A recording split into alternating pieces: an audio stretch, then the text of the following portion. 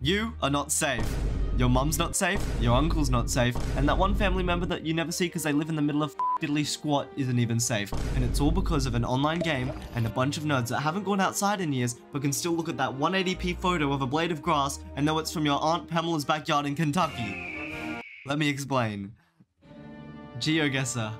Geoguessr is an online geography game where users have to use Google Street View and a lack of privacy to guess where they are on the entire planet.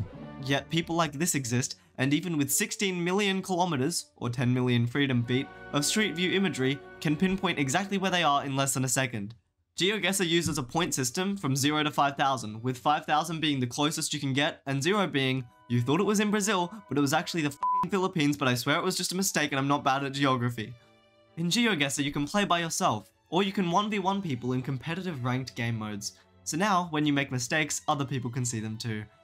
There are multiple different single-player game modes as well. Streaks, where you just have to guess the correct country as many times as you can in a row, which seems simple enough until you're dropped in the middle of God knows where in Eastern Europe, spend all of your time figuring out what country you're in, and turns out you were in fucking Canada the whole time.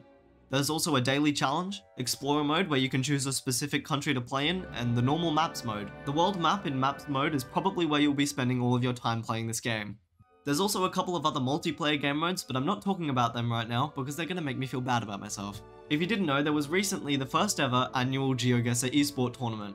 All of the pro players from across the world flew out to compete in it, and surprise surprise, half of the competitors were from Europe because they're actually taught geography over there. The pro players all use metas to figure out where they are extremely quickly, which sounds good enough until you realize that these metas can range from learning every single country's telephone poles to, I shit you not, knowing that you're in the Cocos Islands in Asia because your car has a snorkel on it for some reason.